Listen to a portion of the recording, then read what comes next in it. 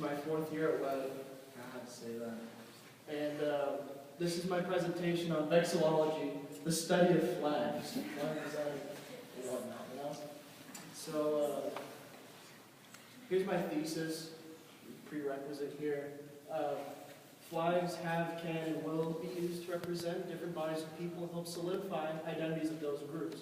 But how effectively a flag is designed can gauge how well a flag represents its populace effectively. So I'm going to start with a little bit of what are flags, what their origins, or where their origins come from. And so flags have generally gotten their start through the use of battle standards as a way of distinguishing militaries. And that's been a tradition that's gone back for quite a while. And what's interesting is that the use of flags by civilians is actually a much newer concept. It's more of a thing that's kind of originated out of like the 17th century or so through nationalist movements.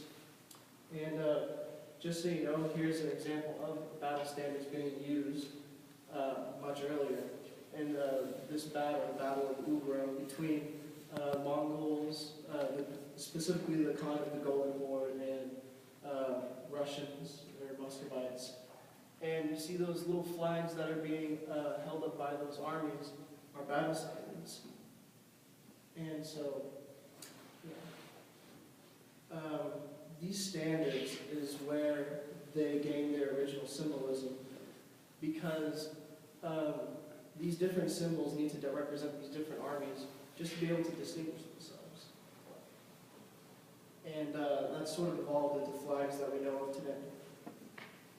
So flags are a major part of people's identities today, and have been for quite a while. And it's through association of these flags that people become these collectives. And there's a nice example of this image here of a bunch of Croatians sort of embracing that through their flags design, through the famous checkered, the red and white checkers. And it's kind of interesting how people create national identities through design. And so I have some more examples of different ways that flags create identities through collectives. So here we have a flag that we're probably all familiar with, the American flag. This one's a good example of this sort of unity through design by this canton here that takes up this prime real estate of the flag, and has all 50 states under this one canton, being represented by 5-pointed stars, which is a symbol of sovereignty, which is why you'll never see a 5-pointed star on a city flag. And here we have Vietnam's flag, where the 5-pointed star here has that same meaning. It also has a second meaning on top of that, representing the 5 different social groups within the country: intellectuals, peasants, soldiers, workers, and youths. But this sort of unifying element in flags can also be international. As we see here, the original pan-Arab flag that were used by people or Arabs revolting against the Ottoman Empire during World War I. Countries that have been formed from this group originally kind of carry on that design motif through the colors and the tricolor, I guess like the 3-stripe designs with these pendants on the ends on the flagstaff section. And these flags don't only represent unity, but can also represent divergence and new identities being manifested. So here we have Sudan's flag to the left on top, and to the right we have South Sudan's flag, which gained their independence from Sudan in 2011. And what's very different from these two flags is that in South Sudan's flag they have this little blue triangle here with the star in the middle, and that is actually a symbol of independence. It's a flag motif that you can find in many different places. that have this specific symbol. And this again is seen in the Catalonian independence flag here too, that was flown in 2017 when they were trying to achieve their own independence. And then you can see this in other flags that achieved independence from greater powers like Cuba or Puerto Rico and so on. So I also want to talk about completely shifting identities within a flag. So here we have Mississippi's flag that's been used since 1894. And as you can see here in the canton, they have a Confederate battle flag in the corner, and they still use this flag to this day. But as time passed on, more and more people come to accept this newer flag down at the bottom, and they had a referendum for it. But in 2001, they failed to change the flag through the referendum. And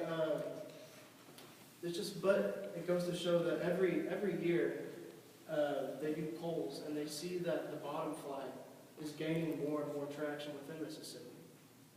So flags are something that aren't very concrete, and they're definitely subject to change. A lot of people don't know,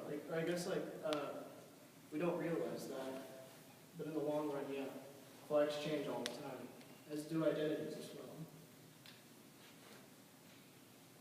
So I wanted to get to the main part of the presentation, which is design effectiveness of flags, and how a flag's design can help bolster its meaning to people, and how it can help represent identities a little better if the design is effective. And this is going by the guiding principles of NAVA, the North American Vexiology Association's rules of flag design. And this is also going by their famous manifesto, Good Flag, Bad Flag, and their 5 principles of flag design, which I'll show you here right now. So we can start off here with a flagging's a simple overall design. Now, as you can see here, Turkmenistan's flag, they have this very elaborate patterned rug here, which is, I guess it's pretty, but the problem is that from far away, it's hard to distinguish. And, you can't really see what the flag, or what's in the rug. Compare that to Tunisia's flag, which has a very powerful crescent moon symbol here, crescent star symbol here. And it's elaborately very simple. It allows the person looking at it to really make the connection that is Tunisia. And you also have to keep in mind that these flags are going to be on a flagpole far away. And when you're going to be looking at these flags, they're also going to be fluttering in the wind. So the flag has to be recognizable, and it has to be simple. And, if there's a flag far away, you won't be able to tell what that is. So another point is that you should probably use a few colors. And this also kind of coincides with the simple design aspect of flags. But here I have the naval flag of the Qing Dynasty here. And it has a lot of colors and a lot of things to memorize here if one was to recreate this flag. And on top of that, they put the 2 light colors together and the 3 dark ones together, like making this weird sort of distinction that I don't think was intentional. And then you compare that to China's modern flag, which, like Tunisia's flag, is simple, 2 colors, and because of that, it's extremely recognizable. So, here we have meaningful symbolism, right? So, Chicago's flag has meaningful symbolism. Each of these stars represents an important event in Chicago's history. I believe that the first one is Fort Dearborn, the second one is the Great Fire of Chicago, the third one is the World's Fair, and the second one is the Columbia Fair. That all happened in Chicago. And it's simple, again, so it makes it an effective flag. If you ever went to Chicago, you'll see that people fly this flag all the time. However, Milwaukee has so many symbols in it, you get drowned in how many things they're trying to tell you. I mean, It's like they have the name written out here, a ship, a whole city, some wheat on them, 3 little thingies here that you can't really see with flags in the wind. It's way too many symbols. You have to have a certain amount of symbols, not like just a few symbols, to really just, I guess, highlight that identity you're trying to create.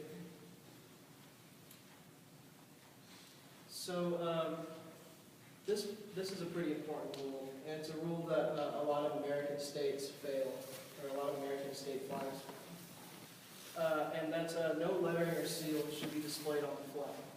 And I think this famous vexillologist named Ted Kay sums it up pretty well. He says that if you have words on your flag that have to say what the flag is, then your symbolism has failed.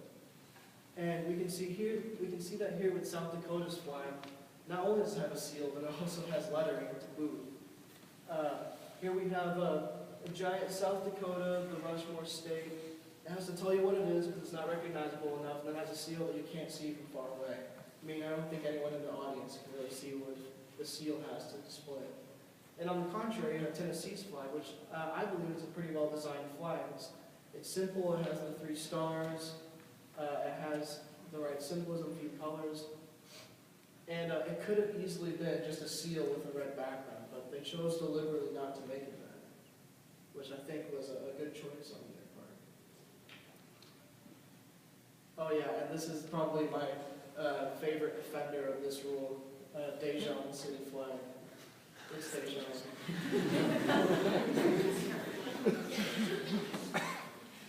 So this next rule is be distinctive or related. And I put Indonesia here. And I'm sure you'd be thinking, well, that looks like a pretty alright flag. The problem is that they have the exact same flag that Monaco has, which had it first. And basically this rule just means you have to be distinct, be your own thing, or be related, like the Arab flag are over there. And I chose Barbados specifically as one of my favorite flags, because that's a color scheme that you see nowhere else in the world, and that's also that trident you never really see anywhere else in the world. It's very distinct, it's very powerful because of that. And so, I give you all these bad flag designs, and I give you all these good flag designs. And you may be thinking, well, there are a lot of bad flag designs, but I tell you that there's hope.